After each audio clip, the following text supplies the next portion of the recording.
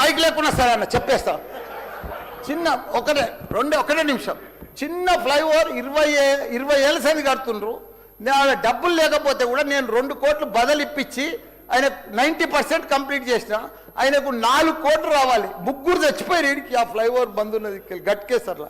దయచేసి ఆ 4 కోట్లు రిలీజ్ చేపి అన్న, నీకు దండం పెడతా ఆ గట్కేసర్లా ప్లీజ్ అన్న. నీకు లెటర్ కూడా ఇచ్చినా, నీకు మొత్తం ఐడియా ఉంది దానికోసం.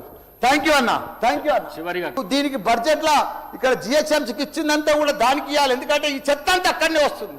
అక్కడ కూడా ప్రజలన్నా, పేద ప్రజలన్నా, డెవలప్ లేదన్నా, మోరీలు లేవన్నా, రోడ్లు లేవన్నా, లైట్లు లేవన్నా, చచ్చిపోతున్నారన్నా, రోజు ఒకరు చచ్చిపోతున్నారన్నా, హాస్పిటల్ బారిన పడుతున్నారన్న ప్రజలంతా. నేను చూడలేకపోతున్నా, నేను భరించలేకపోతున్నాను. నీకు దండం పెడతా. ఇది ఒక్కటి నాకు స్పెషల్. ఒక్కసారి మీరు ఇన్స్పెక్షన్ చేసి అక్కడ రావాలని కూడా కోరుతున్నా. మీరు ఈ నడుమ ఇనాగ్రేషన్ కూడా వస్తలేరన్నా. ఆ మహేందర్ రెడ్డిని పంపిస్తురన్నా. మీరు కావాలనే వస్తురన్నా, కుట్ర పంపుతురన్నా, నా మీద కుట్ర పంపుతురన్నా. ప్లీజ్ దయచేసి అదొకటి మీరు రావాలి. కృష్ణారావు గారు